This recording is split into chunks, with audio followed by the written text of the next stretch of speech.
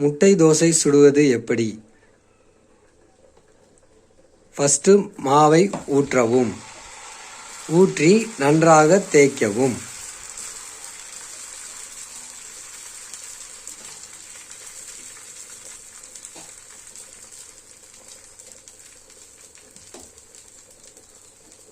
பின்பு அதில் முட்டையை உடைத்து ஊற்றவும்.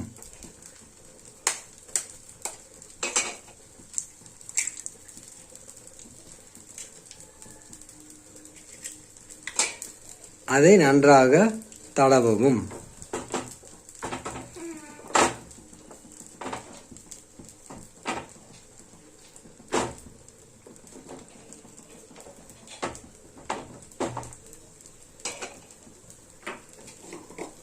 பின்பு அதில் பெப்பர் பொடியை போடவும்.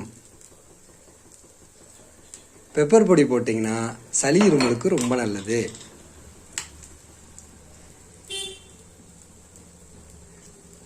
மாவை ஊற்றி அதில் முட்டையை உடைத்து ஊற்றி அதற்கு பிறகு பெப்பர் போட்டு சாப்பிட்டோம்னா முட்டை தோசை ரெடி.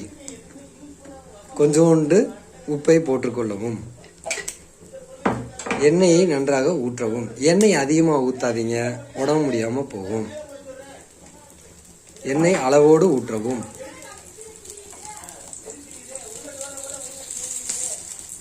நல்லா வெந்ததுக்கப்புறம் அதை திருப்பி போடணும்.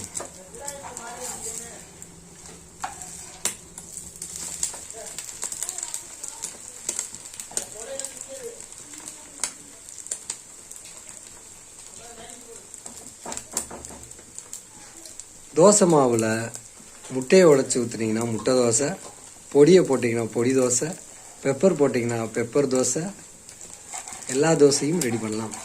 இதே இது கறி தோசை வேணும்னா சிக்கன் மட்டன் போட்டு கறி தோசையும் செய்யலாம். வீட்டிலே நம்மளால் தோசை சுட முடியும். கறி தோசை